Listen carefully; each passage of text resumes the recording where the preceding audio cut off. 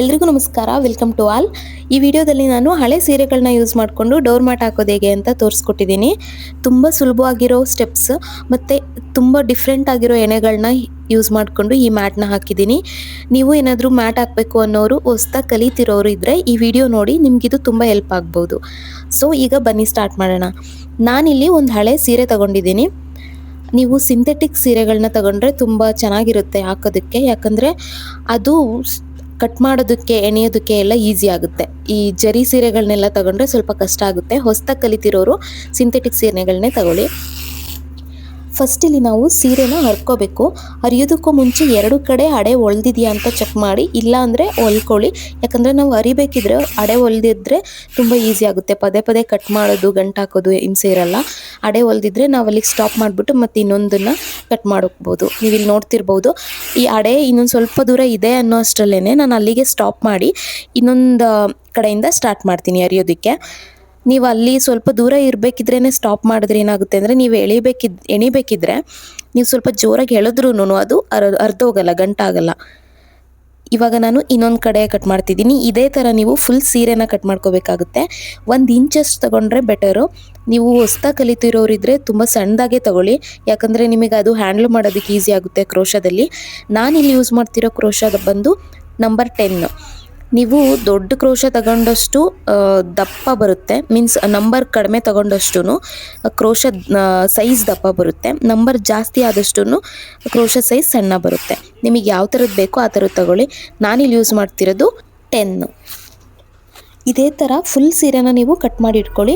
Cut ಮಾಡಬೇಕಿದ್ರೆ ಒಬ್ಬರು ಸುತ್ತಿದ್ರೆ ಅದು ಇನ್ನೂ ಒಳ್ಳೆಯದು, ಗಂಟಾಗಲ್ಲ. ಅಥವಾ ನೀವು ಒಬ್ಬರೇ ಕಟ್ ಮಾಡಿ ಒಬ್ಬರೇ ಸುತ್ತಬೇಕು ಅನ್ನೋರಿದ್ರೆ ಅದನ್ನು ಡಿಸ್ಟರ್ಬ್ ಮಾಡೋಕ್ಕೆ ಹೋಗ್ಬೇಡಿ. ಕಟ್ ಮಾಡಿ ಸೈಡಲ್ಲಿ ಹಾಗೆ ಇಟ್ಟು ಅದಾದಮೇಲೆ ಅದನ್ನು ಸುತ್ತಬೇಕು.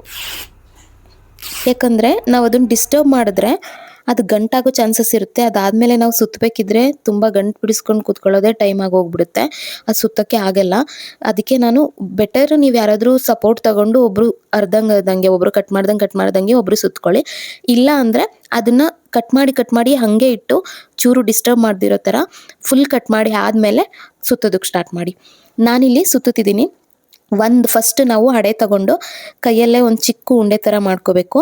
ಅದು ಮಾಡ್ಕೊಂಡಾದ್ಮೇಲೆ ರೌಂಡಾಗಿ ಸುತ್ತಬೇಕು. ನೀವು ಇಲ್ಲಿ ನೋಡ್ತಿರ್ಬೋದು, ಈ ಥರ ಸುತ್ತಿಟ್ಕೊಂಡ್ರೆ ನಮ್ಗೆ ಎಣಿಬೇಕಿದ್ರೆ ಕ್ಯಾರಿ ಮಾಡೋದಕ್ಕೆ ಈಸಿ ಆಗುತ್ತೆ, ಗಂಟಾಗಲ್ಲ.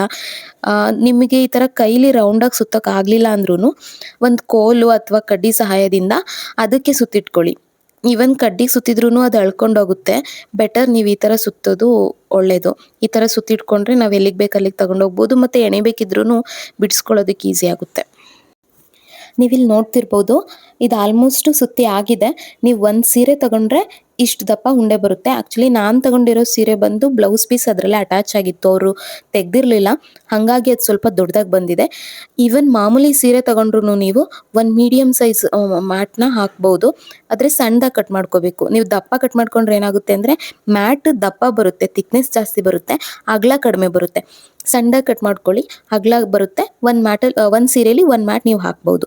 ಮತ್ತು ನಿಮಗೇನಾದರೂ ಮ್ಯಾಟ್ ನೋಡೋದಕ್ಕೆ ಚೆನ್ನಾಗಿ ಕಾಣಬೇಕು ಅನ್ನೋದಿದ್ರೆ ಸೀರೆಗಳನ್ನ ಮಿಕ್ಸ್ ಮಾಡಿ. ಅಂದರೆ ಹಾಫ್ ಸೀರೆ ಒಂದು ಕಲರ್, ಹಾಫ್ ಮ್ಯಾಟ್ ಒಂದು ಸೀರೆಲಿ ಹಾಕಿ, ಇನ್ನೊಂದು ಹಾಫ್ ಮ್ಯಾಟು ಬೇರೆ ಕಲರ್ ಸೀರೆಲಿ ಹಾಕಿ. ನೀವು 2 ಸೀರೆಲಿ 2 ಮ್ಯಾಟ್ ಹಾಕ್ಬೋದು, ಅರ್ಧ ಸೀರೆ ಯೂಸ್ ಮಾಡ್ಕೊಂಡು ಒಂದೊಂದು ಮ್ಯಾಟ್ ಹಾಕ್ಬೋದು. ಮಾಡ್ತಿದ್ದೀನಿ. ಫಸ್ಟ್ ನಾವೇನು ಒಂದು ಎಂಡ್ ಇರುತ್ತೆ ಅದರಲ್ಲಿ ಒಂದು ಸೇದ್ಗುಣಿಕೆ ಥರ ನಾನು ಇಲ್ಲಿ ತೋರಿಸ್ತಿದ್ದೀನಲ್ವಾ, ಆ ಥರ ಹಾಕ್ಕೋಬೇಕು. ಅದಾದಮೇಲೆ ಕ್ರೋಶ ಸಹಾಯದಿಂದ ಒಂದೊಂದೇ ಎಣೆನ ಅದರೊಳಗಡೆಯಿಂದ ತಗೋತಾ ಬರಬೇಕು. ನೀವು ಒಂದೊಂದೇ ತಗೊಂಡಂಗೆ ಅದು ಈ ಜಡೆ ಎಣ್ದಾಗ ಬರುತ್ತಲ್ವ, ಆ ಶೇಪಲ್ಲಿ ಬರುತ್ತೆ. ಅದಾದಮೇಲೆ ನಾವು ಯಾವ ಶೇಪಲ್ಲಿ ಹಾಕ್ತೀವಿ ಅನ್ನೋದ್ರ ಮೇಲೆ ಬೇಸ್ನ ಹಾಕಬೇಕಾಗುತ್ತೆ. ನಾನಿಲ್ಲಿ ರೌಂಡ್ ಶೇಪಲ್ಲಿ ಹಾಕ್ತಿದ್ದೀನಿ, ಅದಕ್ಕೆ ಒಂದು ರೌಂಡ್ ಬರೋ ಅಷ್ಟನ್ನ ಎಣೆನ ಈ ಥರ ಎಣ್ಕೊತಿದ್ದೀನಿ. ನಿಮ್ಗೇನಾದರೂ ಬೇರೆ ಬೇರೆ ಶೇಪ್ಗಳು ಬೇಕು, ರೆಕ್ಟ್ಯಾಂಗ್ಯುಲರು, ಓವೆಲ್ ಶೇಪು ಆ ಥರ ಎಲ್ಲ ಬೇಕು ಅಂದರೆ ನಾನೀಗ ಆಲ್ರೆಡಿ ನನ್ನ ಚಾನಲಲ್ಲಿ ವಿಡಿಯೋ ಮಾಡಿ ಹಾಕಿದ್ದೀನಿ, ಎಲ್ಲ ಶೇಪಲ್ಲೂ ಯಾವ ಥರ ಹಾಕೋದು ಅಂತ. ಅದನ್ನು ಒಂದ್ಸರಿ ರೆಫರ್ ಮಾಡಿ, ನಾನು ಡಿಸ್ಕ್ರಿಪ್ಷನಲ್ಲೂ ಲಿಂಕ್ ಕೊಟ್ಟಿರ್ತೀನಿ. ಇಲ್ಲಿ ನಾನು ಎಣೆ ಎಣ್ಕೊತಿದ್ದೀನಿ. ಒಂದು 10 ಎಣೆನ ಲೆಕ್ಕ ಹಾಕ್ಕೊಂಡು ಎಣ್ಕೊಂಡಿದ್ದೀನಿ. ನೀವು ನೋಡಿ, ನಾವು ಕಟ್ ಮಾಡಿರೋ ಸೈಜ್ ಮೇಲೆ ಅದು ಡಿಪೆಂಡ್ ಆಗುತ್ತೆ. ನಾನಿಲ್ಲಿ ಇಷ್ಟು ಎಣೆದ್ಬಿಟ್ಟು ಚೆಕ್ ಮಾಡ್ತಿದ್ದೀನಿ ರೌಂಡ್ ಬರ್ತಿದೆಯೋ ಇಲ್ವೋ ಅಂತ. ಅದಿನ್ನು ರೌಂಡ್ ಹಾಕ್ತಿಲ್ಲ ಅಂದರೆ ಇನ್ನೊಂದಷ್ಟು 2-3 ಎಣೆನ ಎಣ್ಕೋಬೇಕಾಗುತ್ತೆ.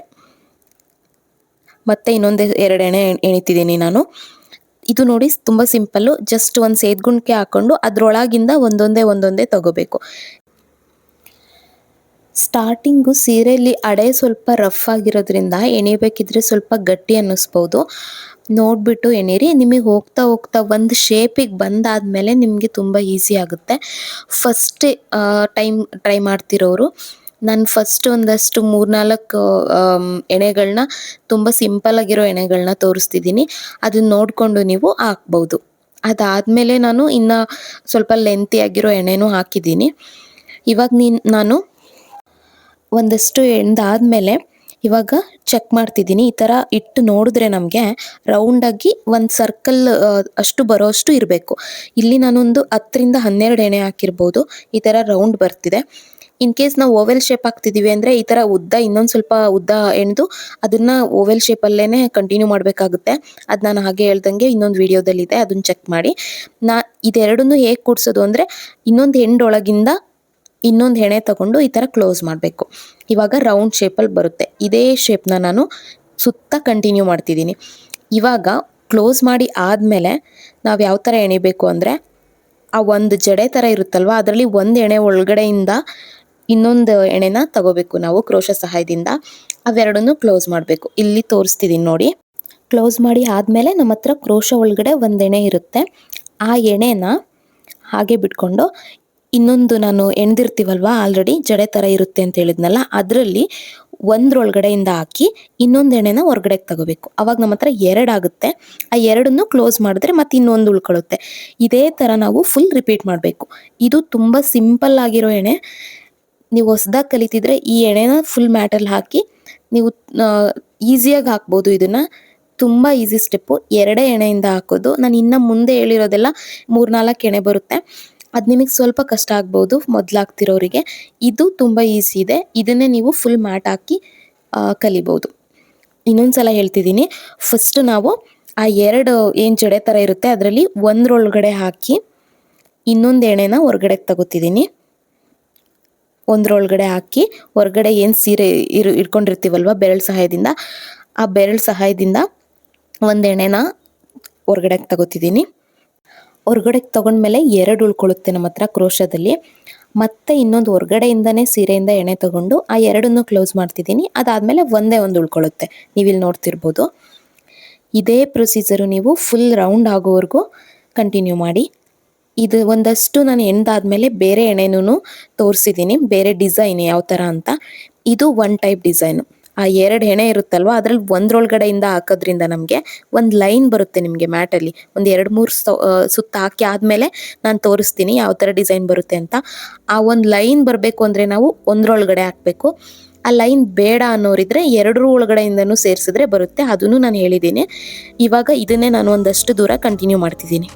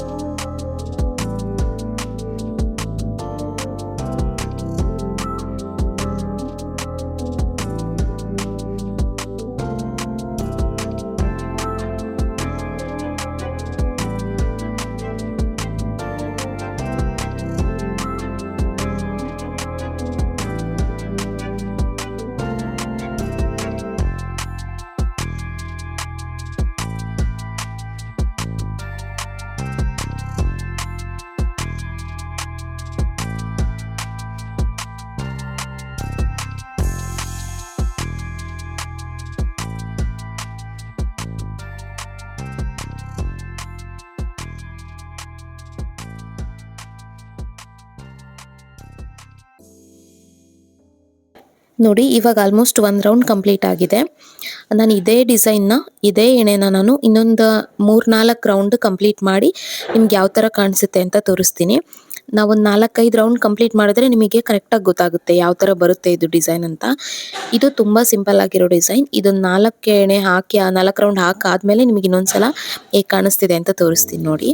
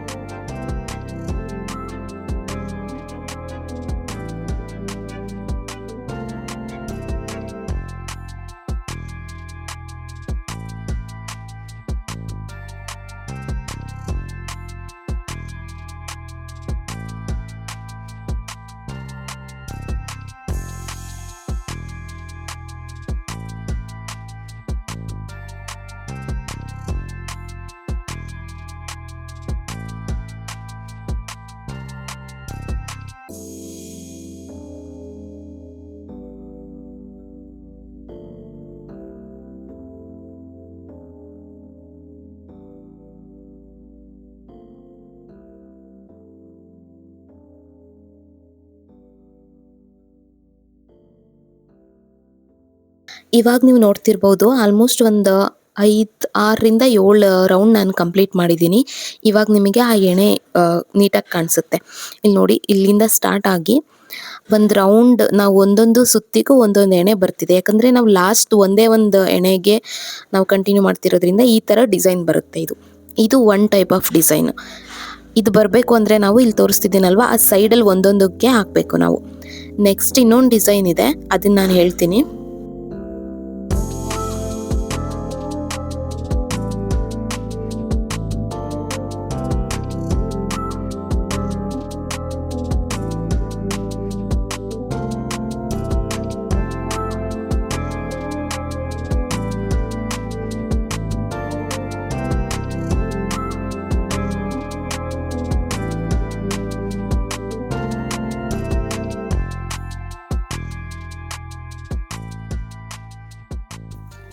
ಸೇಮ್ ಡಿಸೈನಲ್ಲಿ ನಾನು ಇಷ್ಟು ಹೆಣ್ದಿದ್ದೀನಿ, ಇದಿಷ್ಟು ಅದೇ ಡಿಸೈನ್ ಹೆಣ್ದಿದ್ದೀನಿ. ಸೊ ನಿಮ್ಗೆ ಆ ಥರ ಲೈನ್ ಕಾಣಿಸ್ತಿದೆ, ಆ ಥರ ಶೇಪ್ ಬಂದಿದೆ.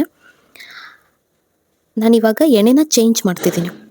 ಇದು ಯಾವ ಥರ ಹೆಣಿತಿದ್ದೀನಿ ಅಂದರೆ, ಮೊದಲೇನು ಮಾಡ್ತಿದ್ವಿ ನಾವು, ಇಲ್ಲಿ ಕಾಣಿಸ್ತಿದ್ಯಲ್ವಾ ಸೈಡಲ್ಲಿ ಮಾತ್ರ ಇದೊಂದಕ್ಕೆ ಮಾತ್ರ ಹಾಕಿ ತಗೋತಿದ್ವಿ, ಎಣೆ ಎಣಿತಿದ್ವಿ. ಬಟ್ ಅದಕ್ಕೆ ಆ ಥರ ಈ ಲೈನ್ ಬರ್ತಿತ್ತು, ಈ ಥರ ಲೈನು. ಸೊ ಇವಾಗ ನಾನು ಎಣಿತಿರೋ ಎಣೆ ಬಂದು ಅದು ಒಂದಕ್ಕೆ ಮಾತ್ರ ತಗೊಳ್ಳಲ್ಲ, ಎರಡನ್ನೂ ಸೇರಿಸಿ ತಗೋತೀನಿ. ನೀವಿಲ್ಲಿ ನೋಡ್ತಿರ್ಬೋದು, ಎರಡನ್ನೂ ಸೇರಿಸಿ ತಗೋತಿದ್ದೀನಿ. ಮೊದಲೆಲ್ಲ ನಾವು ಒಂದಕ್ಕೆ ತಗೋತಿದ್ವಿ, ಇವಾಗ ನಾನು ಎರಡನ್ನೂ ಸೇರಿಸಿ ತಗೋತಿದ್ದೀನಿ. ಸೇಮ್ ಬೇರೆ ಸ್ಟೆಪ್ಸ್ ಎಲ್ಲ ಸೇಮ್ ಇದೆ, ಬಟ್ ನಾವಿಲ್ಲಿ ತಗೋತಿರೋ ಎಣೆ ಬಂದು ಎರಡನ್ನೂ ಸೇರಿಸಿ ತಗೋತಿದ್ದೀವಿ. ಅವಾಗ ಏನಾಗುತ್ತೆ ಅಂದರೆ, ಅದೊಂದು ಲೈನ್ ಇದೆಯಲ್ವಾ, ಆ ಲೈನ್ ಬರಲ್ಲ. ಆ ಲೈನ್ ಬರಲ್ಲ ನಿಮಗೆ ಇನ್ನೊಂದು 2 ರೌಂಡ್ ಹಾಕಿದ್ಮೇಲೆ ಗೊತ್ತಾಗುತ್ತೆ ಅದಕ್ಕೂ ಇದಕ್ಕೂ ಡಿಫ್ರೆನ್ಸ್ ಏನಿದೆ ಅಂತ. ಈ ಥರ ಏನಿದ್ರೆ ಆ ಲೈನ್ ಬರಲ್ಲ. ಇಲ್ಲಿ ನೋಡಿ, ಅದೆರಡು ಸೇರಿಸಿ ಇದ್ರೊಳಗಡೆಯಿಂದ ತಗೊಂಡು 2 ಉಳ್ಕೊಳ್ಳುತ್ತೆ, ಅದನ್ನು ಕ್ಲೋಸ್ ಮಾಡ್ತಿದ್ದೀನಿ. Same procedure. ಇದನ್ನು ಒಂದು 2-3 ರೌಂಡ್ ಹೆಣ್ದು ನಿಮಗೆ ತೋರಿಸ್ತೀನಿ ಹೇಗೆ ಕಾಣಿಸುತ್ತೆ ಅಂತ. ಇದೇ ಥರ ಕಂಟಿನ್ಯೂ ಮಾಡಬೇಕು. ಅದಾದಮೇಲೆ ನಿಮಗೆ ಇನ್ನೊಂದು ಟಿಪ್ಸ್ ಅದನ್ನ ಅಂತ ಹೇಳೋದಾದರೆ, ನೀವಿಲ್ಲಿ ನೋಡ್ತಿರ್ಬೋದು ಸ್ವಲ್ಪ ಇದು ಬಟ್ಲು ಥರ ಆಗ್ತಿದೆ. ಇದನ್ನು ನಾನು ಮುಂದೆ ಸರಿ ಮಾಡ್ತೀನಿ. ಹೇಗೆ ಅಂದರೆ, ನಾವು ಈ ಥರ ಬಟ್ಲು ಥರ ಆದರೆ ಒಂದೊಂದು ಎಣೆ ಹಾಕ್ತೀವಲ್ವ, ಆ ಎಣೆ ಒಳಗಡೆ ಎರಡೆರಡು ಎಣೆ ಹಾಕಬೇಕು. ಆವಾಗ ನಮಗೆ ಈ ಬಟ್ಲು ಥರ ಏನು ಬಂದಿದೆ ಅದು ಕಂಪ್ಲೀಟಾಗಿ ಹೋಗುತ್ತೆ. ಅದು ಹೋದ ತಕ್ಷಣ ನೀವು ಮತ್ತೆ ಒಂದೊಂದಕ್ಕೆ ಸ್ವಿಚ್ ಆಗಬೇಕು. ಆ ಬಟ್ಲು ಥರ ಆಗೋದು ಇದೇ ಕಾರಣಕ್ಕೆ, ಸ್ವಲ್ಪ ಟೈಟ್ ಇದ್ದರೆ ಅಥವಾ ನಾವು ಕಟ್ ಮಾಡ್ಕೊಂಡಿರೋ ಸೀರೆ ಸೈಜಲ್ಲಿ ಡಿಫ್ರೆನ್ಸ್ ಇದ್ದರೆ ನಾವು ಅಥವಾ ಟೈಟಾಗಿ ಎಣಿತಿದ್ರೆ ಆ ಥರ ಪ್ರಾಬ್ಲಮ್ ಆಗುತ್ತೆ. ನೀವು ಅದನ್ನು ಈ ಥರ ಪ್ರಾಬ್ಲಮ್ ಸಾಲ್ವ್ ಮಾಡ್ಕೋಬೋದು. ಒಂದೊಂದರಲ್ಲಿ ಎರಡೆರಡು ಹಾಕೋದ್ರಿಂದ ಪ್ರಾಬ್ಲಮ್ ಸಾಲ್ವ್ ಆಗುತ್ತೆ. ಮತ್ತು ಇನ್ನೊಂದು ಪ್ರಾಬ್ಲಮ್ ಬರುತ್ತೆ, ನೀವು ಅದೇ ಥರ ಏನಾದರೂ ಕಂಟಿನ್ಯೂ ಮಾಡಿದ್ರಿ ತುಂಬ ಹೊತ್ತು ಅಂದರೆ ಈ ಬಟ್ಲು ಥರ ಇದ್ದಿದ್ದು ಹೋಗಿ ಒಂಥರ ನರ್ಗೆ ಥರ ಆಗೋಗ್ಬಿಡುತ್ತೆ. ಅಂದರೆ ಒಂದು ಸ್ವಲ್ಪ ಜಾಸ್ತಿ ಆಗೋದು, ಜಾಸ್ತಿ ಆಗಿ ಹೊರಗಡೆ ಎಲ್ಲ ಒಂಥರ ನರ್ಗೆ ಥರ ಕಾಣಿಸೋದು. ಹಂಗಿದ್ದಾಗ ನಾವು ಒಂದು ಎಣೆನ ಬಿಟ್ಟು ಹಾಕೋದ್ರಿಂದ ಅದನ್ನ ಅವಾಯ್ಡ್ ಮಾಡ್ಬೋದು.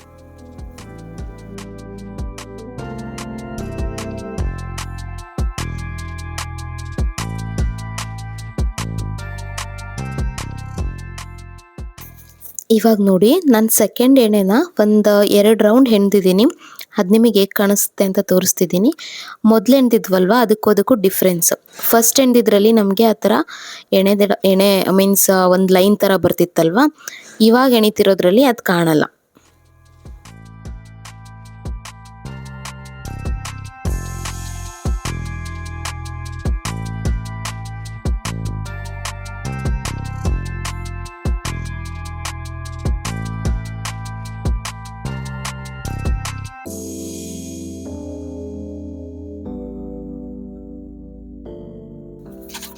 ನಿಮ್ಗೆ ಇವಾಗ ಡಿಫ್ರೆನ್ಸ್ ನೀಟಾಗಿ ಗೊತ್ತಾಗ್ತಿದೆ ನೋಡಿ. ಫಸ್ಟ್ ಹೆಣ್ದಿರೋದು ಒಂದೊಂದು ಎಣೆ ಏನು ಬರ್ತಿತ್ತು ಲೈನು, ಅದು ನಾನು ಇವಾಗ ಹೆಣ್ದಿರೋದ್ರಲ್ಲಿ ಇವಾಗ ಆಲ್ಮೋಸ್ಟ್ ಒಂದು 7ರಿಂದ 8 ರೌಂಡ್ ಹೆಣ್ದಿದ್ದೀನಿ. ಅದರಲ್ಲಿ ನಿಮಗೆ ಕಾಣಿಸಲ್ಲ, ನಿಮಗೆ ಕಾಣಿಸ್ತಿರ್ಬೋದು ಇವಾಗ. ಇವಾಗ ನೋಡಿ ತೋರಿಸ್ತಿದ್ದೀನಿ. ಫಸ್ಟು ನೀವು ಮಧ್ಯದಲ್ಲಿ ನೋಡಿದ್ರೆ ಬೇರೆ ಡಿಸೈನ್ ಇದೆ, ರೌಂಡ್ ಮತ್ತು ಅದೊಂದು ಲೈನ್ ಇದೆ ಇಲ್ಲಿವರೆಗೂ. ಅದಾದಮೇಲೆ ಇಲ್ಲಿಂದ ಏನು ನಾನು ಹೆಣ್ದಿದ್ದೀನಿ ಅದರಲ್ಲಿ ಆ ಲೈನ್ ಬಂದಿಲ್ಲ. ಇದು ನಾನು ನಿಮಗೆ 2 ಎಣೆ ತೋರಿಸಿದ್ದೀನಿ, 2 ಯಾವ ಥರ ಎಣಿಯೋದು. ನಿಮಗೆ ಬೇಕಿದ್ರೆ ನಾವು ಒಂದೊಂದು ಮ್ಯಾಟು ಒಂದೊಂದು ಎಣೆಲೇ ಎಣಿತೀವಿ. ನಾನಿಲ್ಲಿ ನಿಮಗೆ ತೋರಿಸೋದಕ್ಕೋಸ್ಕರ, ಎಲ್ಲ ಡಿಸೈನು ಒಂದೇ ಮ್ಯಾಟಲ್ಲಿ ತೋರಿಸೋದಕ್ಕೋಸ್ಕರ ಎಲ್ಲ ಡಿಸೈನು ಒಂದೇ ಮ್ಯಾಟಲ್ಲಿ ಎಣ್ದು ತೋರಿಸಿದ್ದೀನಿ. ನೀವು ಒಂದೇ ಡಿಸೈನ್ನ ನೀವು ಫುಲ್ ಮ್ಯಾಟಲ್ಲಿ ಎಣಿಬೋದು. ಯಾರೇ ಆದ್ರೂ ಒಂದೇ ಡಿಸೈನ್ ಫುಲ್ ಮ್ಯಾಟಲ್ಲಿ ಎಣಿತಾರೆ. ನಾನಿಲ್ಲಿ ಡಿಫ್ರೆಂಟ್ ಎಣೆ ತೋರಿಸಿರೋದು ನಿಮಗೆ ಹೇಳ್ಕೊಡೋದಕ್ಕೆ.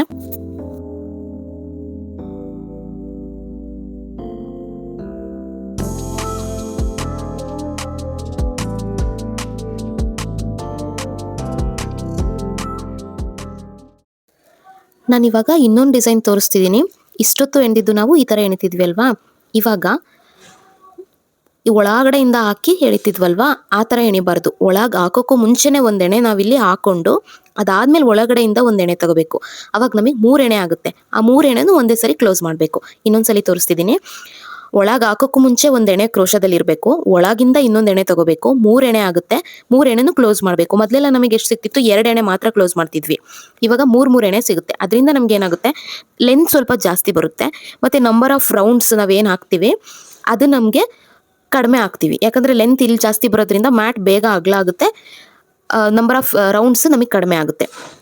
ಇದೊಂದು ಡಿಸೈನ್, ಇದು 3rd ಒನ್. ನಿಮಗೆ ನೋಡ್ತಿರ್ಬೋದು ಇಲ್ಲಿ. ಮೊದಲೇ ಒಂದು ರೌಂಡ್ ತಗೋತೀವಿ, ಅದಾದಮೇಲೆ ಕ್ರೋಶ ಒಳಗಡೆಯಿಂದ ಇನ್ನೊಂದು ತಗೋತೀವಿ, ಅದಾದಮೇಲೆ 3 ಒಂದೇ ಸಲ ಕ್ಲೋಸ್ ಮಾಡ್ತೀವಿ. ಇದು 3rd ಒನ್.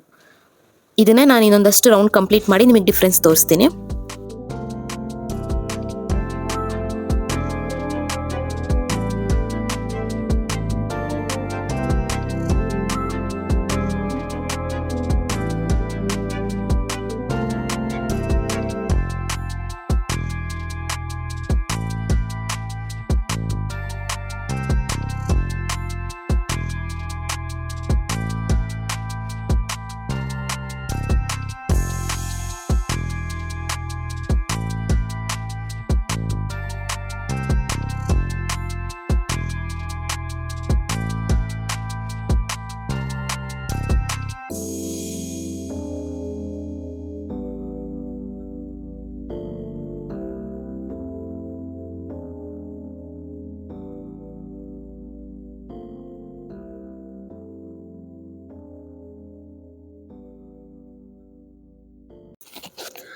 ಇಲ್ಲಿ ನೋಡಿ, ನಾನೊಂದಷ್ಟು ದೂರ ಹೆಣ್ದಿದ್ದೀನಿ.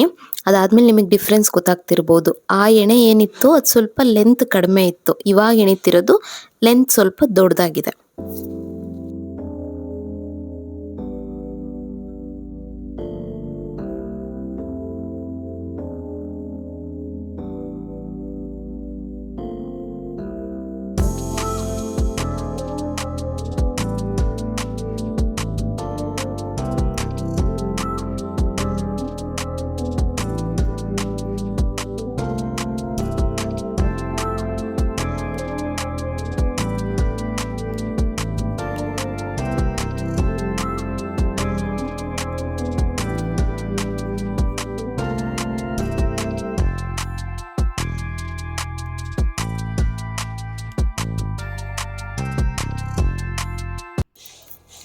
ಇವಾಗ ನೋಡಿ ನಿಮಗೆ ಡಿಫ್ರೆನ್ಸ್ ನೀಟಾಗಿ ಕಾಣಿಸ್ತಿದೆ. ಈ ಎಣೆ ಸ್ವಲ್ಪ ಚಿಕ್ಕದಾಗಿದೆ, ಅದಾದಮೇಲೆ ನಾನು ಮೂರು ಅಯನ್ ಹಾಕ್ತಿದ್ದೀನಿ, ಅದು ಸ್ವಲ್ಪ ದೊಡ್ಡದಾಗಿದೆ. ಆವಾಗ ನಿಮಗೆ ಬೇಗ ಎಣೆ ಮುಗಿಯುತ್ತೆ. ಮ್ಯಾಟ್ ಹಾಕಿ ಈ ಥರ ಮೂರು ಹಾಕೋದ್ರಿಂದ ಲೆಂತ್ ಕಡಿಮೆ ಬರುತ್ತೆ, ಬೇಗ ಮುಗಿಯುತ್ತೆ. ಇಲ್ಲಿ ನೋಡ್ತಿದ್ದೀರಾ ಆಲ್ರೆಡಿ 3 ಎಣೆ ತೋರಿಸಿದ್ದೀನಿ ನಾನು. ಡಿಫ್ರೆನ್ಸ್ ನೋಡ್ತಿರ್ಬೋದು. ಫಸ್ಟ್ ಲೈನ್ ಬಂದಿದೆ, ಅದಾದಮೇಲೆ ಲೈನ್ ಬಂದಿಲ್ಲ, ಅದಾದಮೇಲೆ ಲೆಂತ್ ಸ್ವಲ್ಪ ಜಾಸ್ತಿ ಇದೆ, ಯಾಕಂದರೆ 3 ತಗೋತಿದ್ದೀವಿ ನಾವು. ಇವಾಗ ನಾನು ಫೋರ್ತ್ ಡಿಸೈನ್ ಹೇಗೆ ಹಾಕೋದು ಅಂತ ತೋರಿಸ್ತಿದ್ದೀನಿ. ಮೊದಲು ನಾವೇನು ಮಾಡ್ತಿದ್ವಿ, ಫಸ್ಟ್ ಒನ್ನು ಸೈಡಲ್ಲಿರೋದು ಒಂದನ್ನು ತಗೊಂಡು ಹಾಕ್ತಿದ್ವಿ. 2 ಇರುತ್ತಲ್ವ, ಅದ್ರಲ್ಲಿ ಸೈಡಲ್ಲಿರೋದು ಲಾಸ್ಟ್ ಒನ್. ಸೆಕೆಂಡ್ ಒನ್ನಲ್ಲಿ ಏನು ಮಾಡಿದ್ವಿ, ಎರಡನ್ನೂ ಸೇರಿಸಿ ಹಾಕಿದ್ವಿ.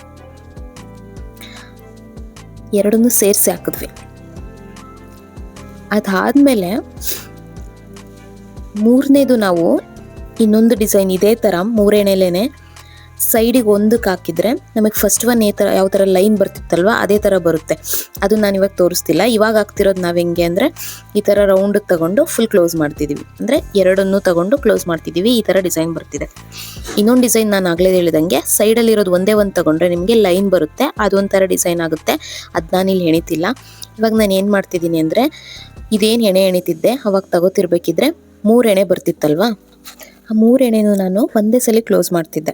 ಬಟ್ ಇವಾಗ ನಾನು ಏನು ಮಾಡ್ತಿದ್ದೀನಿ ಅಂದರೆ 3 ಒಂದೇ ಸಲ ಕ್ಲೋಸ್ ಮಾಡಲ್ಲ, ಅದರಲ್ಲಿ 2 ಒಳಗಡೆ ಒಂದು ಸಲ ಕ್ಲೋಸ್ ಮಾಡ್ತೀನಿ. ಇನ್ನೊಂದು ಸಲ ತೋರಿಸ್ತಿದ್ದೀನಿ ನೋಡಿ. ಆ 3 ಬರ್ತಿತ್ತು, ಆ 3 ಒಂದೇ ಸಲ ಕ್ಲೋಸ್ ಮಾಡ್ತಿದ್ದೆ ಅಲ್ವಾ, ಅದ್ರ ಬದಲು ಇವಾಗ ಫಸ್ಟ್ 2 ಕ್ಲೋಸ್ ಮಾಡ್ತೀನಿ.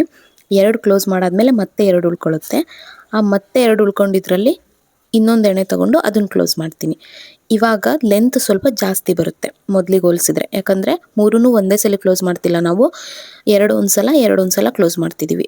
ಅದನ್ನೇ ನಾನು ರಿಪೀಟ್ ಮಾಡ್ತೀನಿ. ಇನ್ನೊಂದು ಸಲ ತೋರಿಸ್ತಿದ್ದೀನಿ. 3 ಬರುತ್ತೆ, ಅದರಲ್ಲಿ 2 ಒಂದು ಸಲ ಕ್ಲೋಸ್ ಮಾಡ್ತೀನಿ, ಅದಾದಮೇಲೆ ಇನ್ನೊಂದು ಸಲ 2 ಕ್ಲೋಸ್ ಮಾಡ್ತೀನಿ. ಗೊತ್ತಾಯ್ತಲ್ವಾ? ಸೇಮ್ ಇದನ್ನೇ ನಾನು ಕಂಪ್ಲೀಟ್ ಮಾಡ್ತೀನಿ ನೋಡಿ. ಇನ್ನೊಂದಷ್ಟು 1-2-3 ರೌಂಡ್ ಹಾಕಾದ್ಮೇಲೆ ನಿಮಗೆ ಡಿಫ್ರೆನ್ಸ್ ತೋರಿಸ್ತೀನಿ. 3 ಉಳಿಯುತ್ತೆ, 2 ಒಂದು ಸಲ, ಇನ್ನೆರಡು ಒಂದು ಸಲ.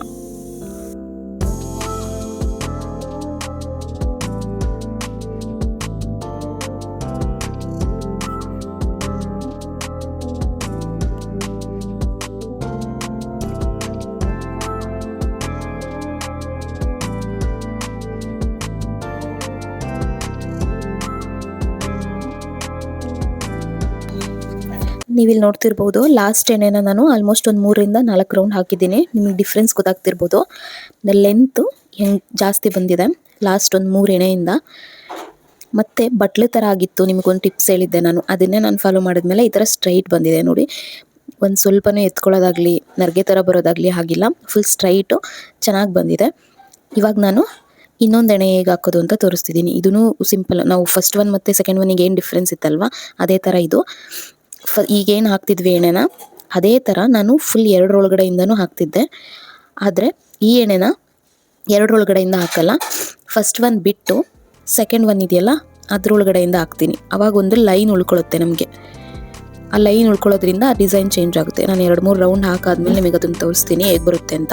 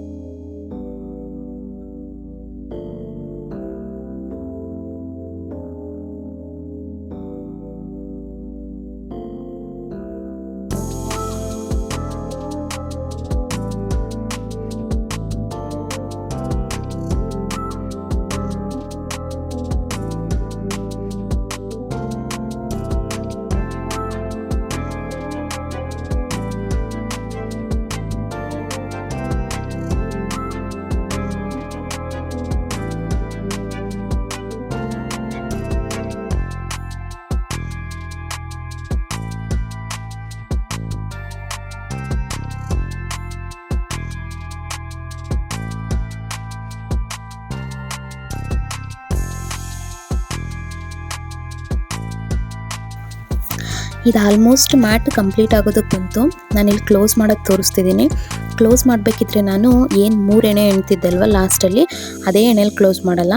3 ಎಣೆ ಆದಮೇಲೆ ನಾನು ಮತ್ತೆ 1 ಎಣೆ ಕಡಿಮೆ ಮಾಡಿ ಎಣಿತೀನಿ. ಅದರಿಂದ ನಮಗೆ ನಾವು ಕ್ಲೋಸ್ ಮಾಡಬೇಕಿದ್ರೆ ಎಂಡ್ ಎಲ್ಲಿ ಮಾಡಿದ್ದೀವಿ ಅನ್ನೋದು ಗೊತ್ತಾಗಲ್ಲ ನೀವು ಮ್ಯಾಟ್ ಹಾಕಿ ಆದಮೇಲೆ.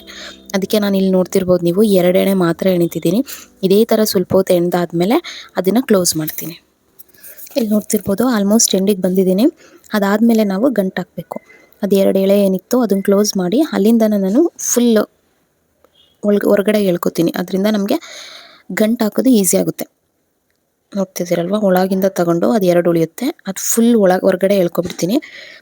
ಅದು ಅವಾಗ ಟೈಟಾಗಿ ಕುತ್ಕೊಳ್ಳುತ್ತೆ ನೋಡಿ. ಅದಾದಮೇಲೆ ಅದೇನು ಸ್ವಲ್ಪ ಉಳಿದಿರುತ್ತೆ ಅದನ್ನು ನೀವು ಬೇಕಿದ್ರೆ ಕಟ್ ಮಾಡ್ಬೋದು, ಅಥವಾ ಈ ಥರ ಕ್ರೋಶದಲ್ಲೇ ಲಾಕ್ ಮಾಡ್ಬೋದು. ಈ ಥರ ಮಾಡಿದ್ರೆ ಮುಗಿಯುತ್ತೆ.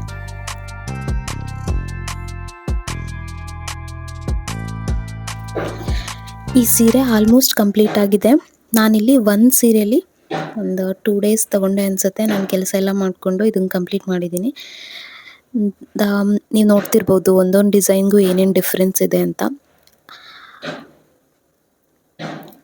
ಈ ಥರ ಒಂದು 4ರಿಂದ 5 ಡಿಸೈನ್ ನಾನಿಲ್ಲಿ ತೋರಿಸಿದ್ದೀನಿ. ಇದೇ ಥರ ನೀವು ಈ ಎಣೆ ಬರೋ ಥರ ಇನ್ನೊಂದು 2-3 ಡಿಸೈನ್ ಹಾಕೋಬೋದು. ಈ ವಿಡಿಯೋ ನಿಮಗೆ ಇಷ್ಟ ಆಗಿತ್ತು ಅಂದರೆ ದಯವಿಟ್ಟು ಈ ವಿಡಿಯೋಗೊಂದು ಲೈಕ್ ಮಾಡಿ, ನಿಮ್ಮ ಅಭಿಪ್ರಾಯನ ಕಮೆಂಟ್ ಮೂಲಕ ತಿಳಿಸಿ. ನಿಮಗೇನಾದರೂ ಡೌಟ್ ಇದ್ದರೆ ಅದನ್ನು ಕಮೆಂಟ್ ಮಾಡಿ. ಇದೇ ಥರ ವಿಡಿಯೋಗಾಗಿ ಸಬ್ಸ್ಕ್ರೈಬ್ ಮಾಡ್ಕೊಳ್ಳಿ ಚಾನಲ್ನ. ಥ್ಯಾಂಕ್ ಯು, ಧನ್ಯವಾದಗಳು.